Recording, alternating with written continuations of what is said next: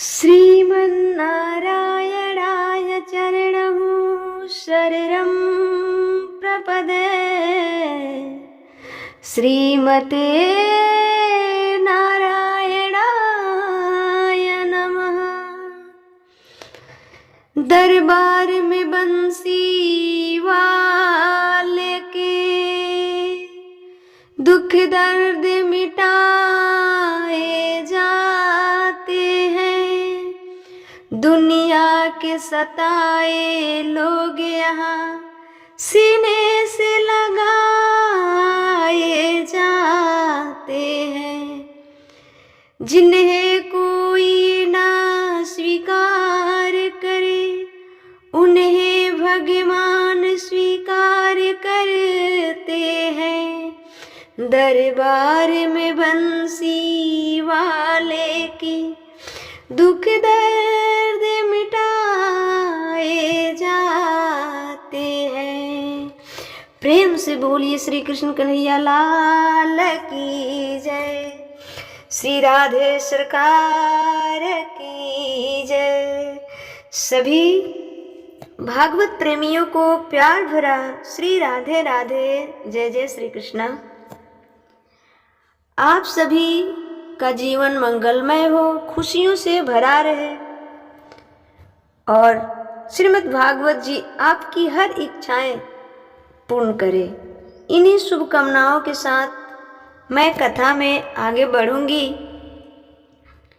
जैसा कि आपने कल सुना, परीक्षित जी के सर पे माथे पे कलयुग कुंडली मार कर बैठ गया तो परीक्षित जी से अनर्थ हो गया।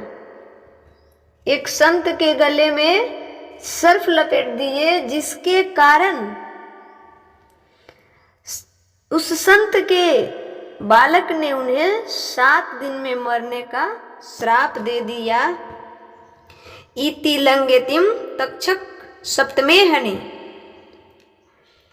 यहाँ तक कल की वीडियो में आपने सुना। मैं आगे बढ़ूंगी कि कलयुग महाराज कहाँ कहाँ रहते हैं और हमें कैसे बचना चाहिए, कैसे हम अपने आप को बचा सकते हैं कलयुग महाराज से। इस पर आज चर्चा करेंगे। आप सभी ध्यान पूर्वक सुनिए और इस वीडियो को अधिक से अधिक शेयर कीजिएगा, ताकि हमारे सनातनी जो दारू शराब मांस मछली हमारे युवा साथी इसके पीछे भटके हैं, पड़े हैं, स्त्री पुरुष के पीछे पड़े हैं। क्या पता किसी 2-4 को भी दिमाग खुल गई तो बहुत पुण्य होगा। ठीक है, इसलिए प्रेम से बोलिए श्री राधे राधे। दूतम पानम स्त्री सुना यत्र धर्मस्य चतुर्विधा। कलयुग कहाँ कहाँ रहता है? दूतम, जहाँ जुआ होता है वहाँ कलयुग होता है। जुआ खेलोगे तो नाश नहीं सर्वनाश होगा। किसका हुआ? कौरवों ने तो जुआ ही खेला। कौरवों ने तो जुआ ही खेला था। कौरवों ने और क्या खेला? जुआ ही तो खेला था। कौरवों ने जुआ खेला और पांडवों ने भी जुआ खेला।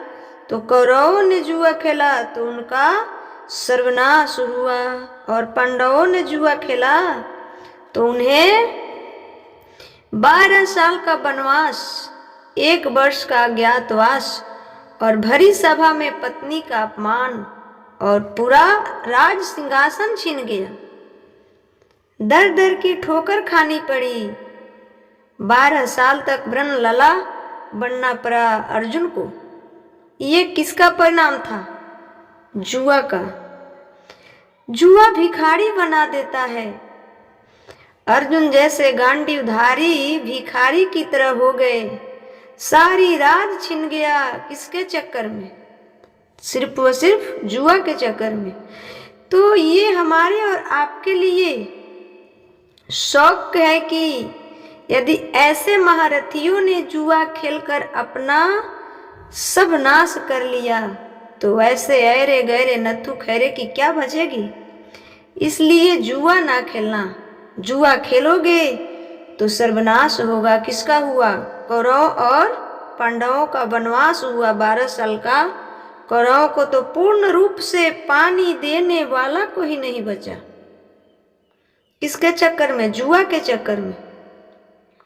और खेलो जुआ।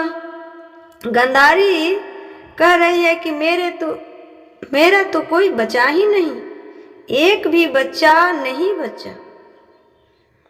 उनसे पूछो कि अच्छा, तो जब जुआ खेल रहे थे आपके बच्चे तब कहाँ थी आप? तब कोई नहीं रोका अपने बच्चे को। जब तुम्हारे बच्चे बिगड़ रहे थे तब कहाँ थे ये धृतराष्ट्र?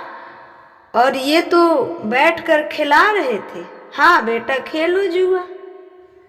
तो जब बैठकर खिला रहे हो तो फिर पछताव किस बात की? तब तो प्रसन्न रहना चाहिए। और उल्टा में गंधारी भगवान कृष्ण को श्राप देती है। लोग अपने कर्म को नहीं देखते हैं और अपने दुख की भागी किसी और पे सौंपते हैं। भाई, जब बैठाकर जुआ खिला रहे हो तो लो देखो कैसा बाप है, अपने बेटा को जुआ खिला रहा है। और जुआ खिला रहे हो तो नाश देखने के लिए भी तैयार रहो। वो कौन देखेगा? फिर मत रोना बुढ़ाऊ कि हमारे तो बच्चे चले गए। अब और खिलाओ जुआ और ना रोको। बुरे कर्म का बुरा नतीजा होता है। नतीजा जो आएगा, अच्छे कर्म करोगे परिणाम अच्छा होगा, बुरे कर्म करोगे परिणाम बुरा होगा। जब कर्म बुरा किया है तो परिणाम अच्छा आएगा, ये उम्मीद ना करना साहब। फिर जैसा कर्म था वैसा परिणाम। इसलिए जुआ ना खेलना, नहीं तो सर्वनाश किसका हुआ? कौरवों का। दूसरा यहाँ है, जुआ में कौन बैठता है? कलयुग। जहाँ जुआ होता है ना, जुआ खेलने वाले की बुद्धि में कलयुग बैठ जाता है। कलयुग फिर गलत गलत काम कराता है तो तुम्हारा नाश हो जाता है। इसलिए कभी भी अपने मन को गलत रास्ते पर न जाने दो, अपने बुद्धि को गलत रास्ते पर न जाने दो। तुम्हारे शरीर की क्या कीमत है? तुम्हारे शरीर की क्या कीमत है? कीमत तो तुम्हारी विचारों की है ना? कीमत शरीर की नहीं होती है, कीमत विचारों की होती है। बताइए, स्वामी विवेकानंद जी, उनके भी ऐसे ही हाथ पांव थी जैसे आपका और हमारा है। उनका भी उतना ही खून था जितना आपका और हमारा है लगभग। पर वे इतने श्रेष्ठ कैसे बन गए? उनकी विचार अच्छे हैं। एक व्यक्ति अपने सुंदर शरीर से महान नहीं होता, एक व्यक्ति अपने सुंदर विचारों से महान होता है। वो विचार अच्छे कब होंगे? जब संगति अच्छी होगी। वो विचार बिगड़ेंगे कब? जब संगति बिगड़ेगी। संगति बिगड़ेगी तो विचार बिगड़ेगी। इसलिए संगत से गुण आते हैं, संगत से गुण जाए। लोहा जरा जहाज में पानी में उतरा। इसलिए जुआ कभी मत खेलना। वही लोहा ऐसे पानी में फेंक दोगे तो डूब जाएगा। वही लोहा जहाज के साथ पानी में तैर रहा है। इसलिए मेरी माँ, जुआ ना खेलने देना और बच्चों को बिल्कुल ना खेलने देना। मोबाइल में भी गेम इत्यादि ये सब जुआ ही है, एक प्रकार का, है ना। तो मैं अपने सनातनी, अपने भारत की सभी माताओं पिताओं से विनती करूंगी कि अपने बच्चों को मोबाइल में भी गेम वगैरह ना खेलने दे। ये भी एक प्रकार की जुआ ही है। आज जितने भी गेम है वो गेम के डिपली में जरा सोच के देखो, विचार करके देखो क्या प्राप्त हो रहा है उन गेमों से जो मोबाइल पर खेले जा रहे हैं।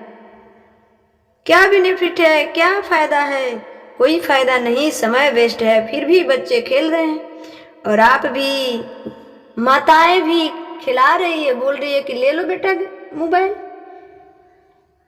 तो ये सबसे बचाओ, ये सब हमारे योग्य नहीं है।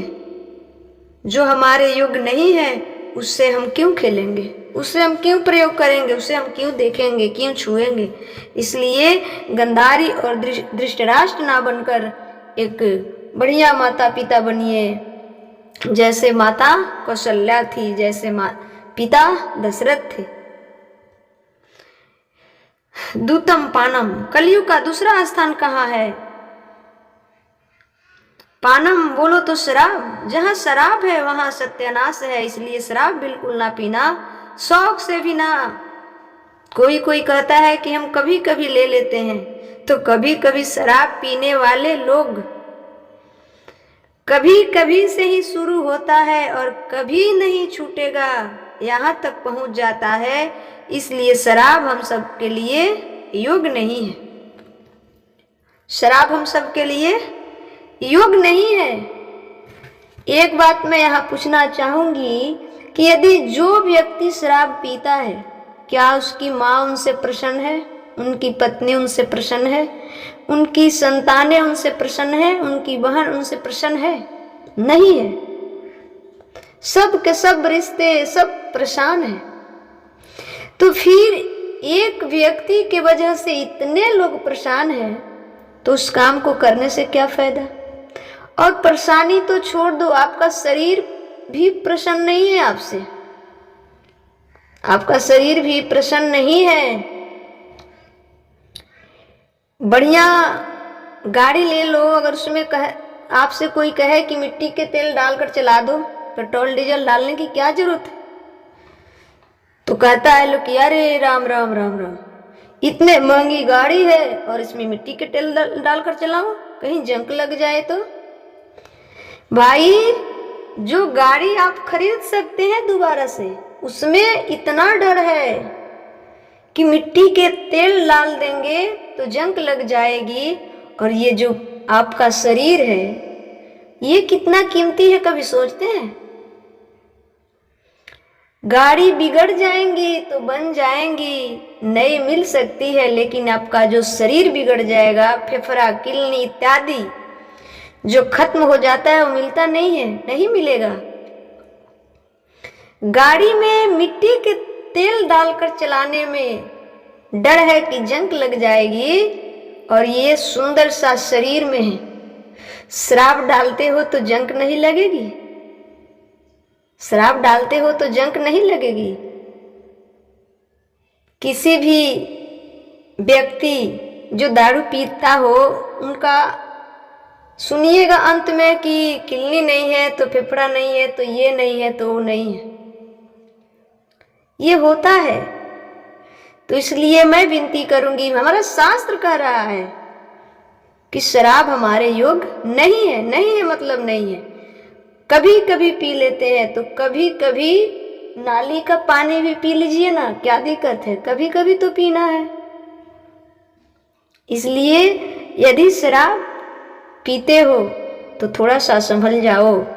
और शराब पीने वाले को 3 फायदा है।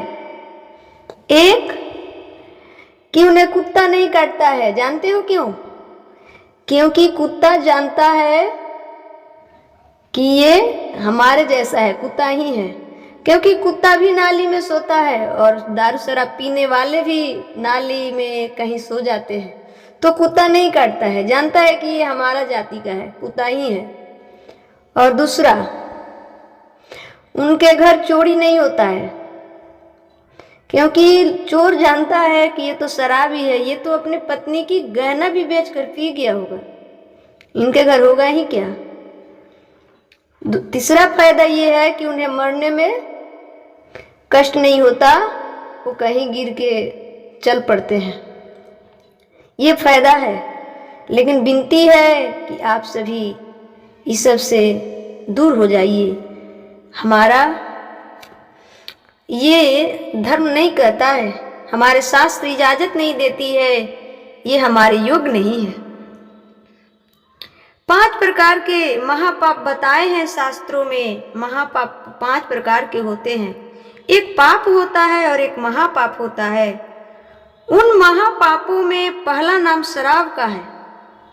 शराब, गौ हत्या महापाप। दूसरा स्वर्ण की चोरी यानी गोल्ड की चोरी महापाप होती है।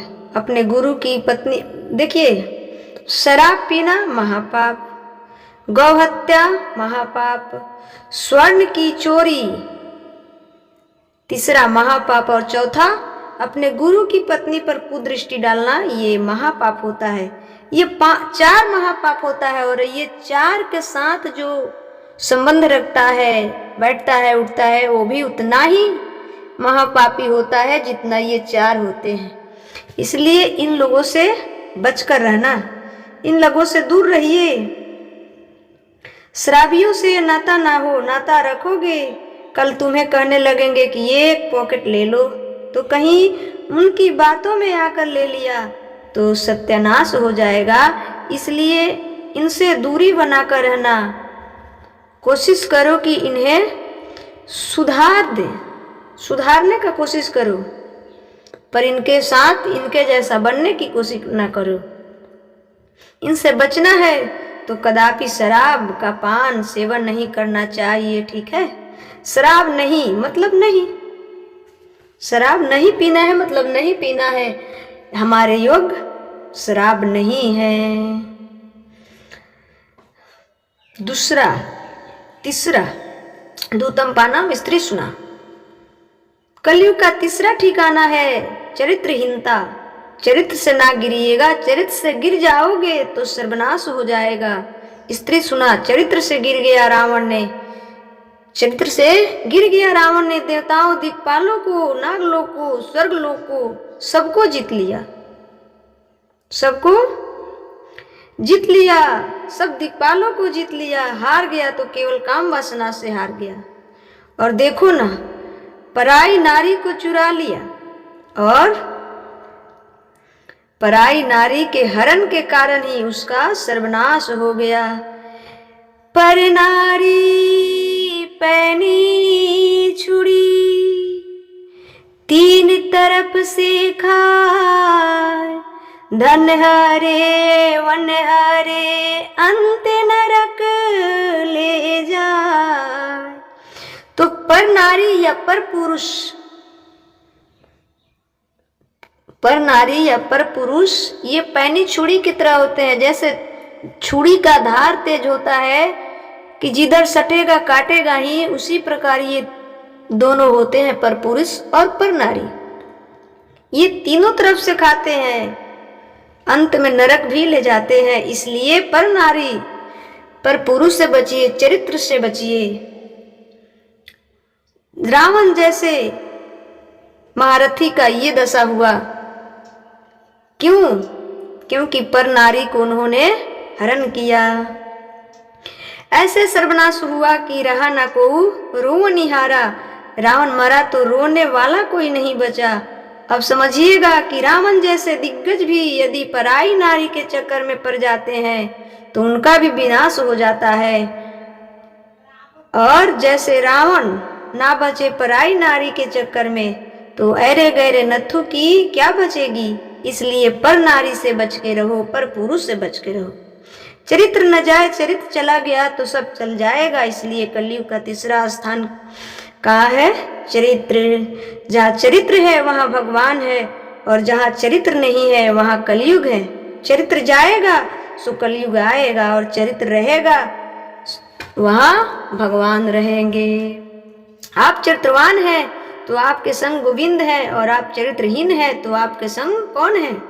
कलयुग महाराज। फिर आपके बुद्धि भ्रष्ट करेगा, उल्टे काम कराएगा, सत्यानाश होगा। चरित्रहीन लोग कौन सी अच्छी बात करते हैं जरा बताइएगा। चरित्रहीन लोग कौन सी अच्छी बात करते हैं जरा बताइएगा। चरित्रहीन लोग की क्या हिस्ट्री है जरा बताइए। आज समाज जिनको भी आदर देती है, जिनको भी पूजा करती है, चरित्रवानों की पूजा करती है। किसकी पूजा करती है? चरित्रवानों की पूजा करती है, चरित्रहीनों की नहीं। रावण ने तो माता सीता को चुराया, चरित्र से गिर गया।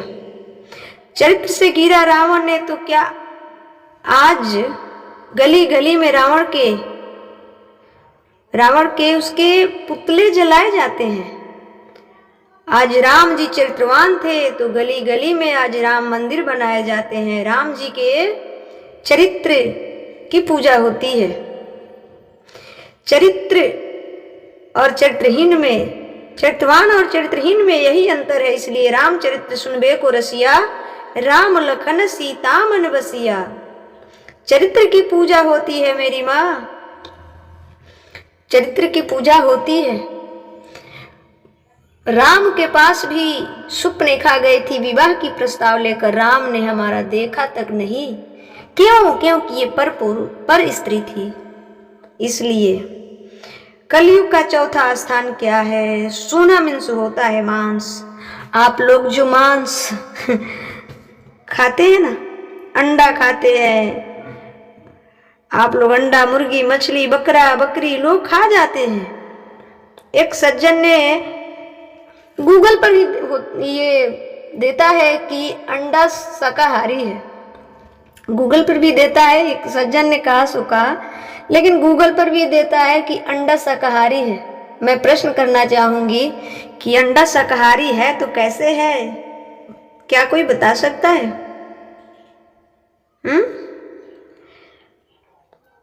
अंडा शाकाहारी कैसे हो सकता है? ये 500 बेवकूफ मरे होंगे तब तुम एक बेवकूफ पैदा हुए हो। अंडा शाकाहारी कैसे हो सकता है? पागलों की तरह बात करते हैं लोग। अंडा शाकाहारी नहीं है, नहीं हो सकता है। अरे भाई, अंडे को ना छेड़ा ना जाए तो उस अंडे के अंदर से आप एक मुर्गी का बच्चा पैदा होता है देखे होंगे, क्योंकि मुर्गी का बच्चा निकलता है कि नहीं, उसके अंदर से जो लिक्विड होता है, अंडे के अंदर जो प्रोसेस होता है प्राकृतिक परमात्मा का, उस प्रोसेस के बाद उस अंडे से एक मुर्गी निकलती है। तो फिर वो शाकाहारी कैसे हो गया? वो शाकाहारी कैसे हो गया? वो तो मांसाहारी है ना। इसलिए ये सब भ्रम में मत फंसना, ये सब मांसाहारी है। खुशी मीन जे नीर अगाधा, बिनु हरि शरण न एक कहूँ बाधा। गोस्वामी जी लिख रहे हैं कि जहाँ ज्यादा पानी होता है वहां की मछली ज्यादा खुश होती है। खुशी मीन जे नीर अगाधा, ज्यादा पानी है तो मछली ज्यादा खुशी है ना। तो मछलियां भी आपके और हमारे जैसे आपस में बात करती है, बोलती है और खुशी मनाती है। उस चलते फिरते जीव को आप मार कर खा जाते हैं और कहते हैं कि ये खाने के योग बनाया है। किसने कहा? मार के खाना है तो आतंकवादियों को मार कर खाओ ना। उसे एक को मारोगे तो हमारे पूरे देश को शांति मिलेगी। बकरे बकरी भी आपस में बात करते हैं, मुर्गे मुर्गे भी आपस में खेलते हैं, हंसते हैं, बोलते हैं, बात करते हैं, और आप उसे मार कर खा जाते हो। मैं कहती हूं कि एक उंगली आप अपना काट कर देखो कितना दर्द होता है। एक उंगली काटने में कितना दर्द होता है, तो ये बताओ कि जिसकी आप गर्दन काट देते हो, धड़ से अलग कर देते हो, उसे कितना दर्द होता होगा। ये समझिए, आपके अंदर जितना परमात्मा है, जितना दर्द आपको होता है उतना ही दर्द उसको भी उससे ज्यादा होता है, क्योंकि आप सभी तो उसका गर्दन ही उड़ा देते हैं। मछली की भी माँ होती है, बकरी की भी माँ होती है, मुर्गे मुर्गी के भी माता पिता होते हैं, सबके माता पिता होते हैं। अपना एक अंगुली कट जाए तो हो ये दवा खाओ, वो दवा खाओ, ये दर्द वो दर्द। और जिसके आप गर्दन काट कर खा जाते हो, अंडे जो अभी इस संसार को देखा ही नहीं होता है उसे आप खा जाते हो। और फिर कहते हो कि अंडा शाकाहारी है। कैसे शाकाहारी हो सकता है अंडा? इसलिए इन सबों से बचिए, क्योंकि ये सब हमारे युग नहीं है। भारत ही एक ऐसा देश है जहाँ 56 भोग का व्यवस्था है। फिर 56 भोग ना मिले, आपातकाल है तो खाइए, क्यों नहीं मिलेगा 56 भोग? तो ये सबसे दूर रहिए, ठीक है? इन सबों से बचिए।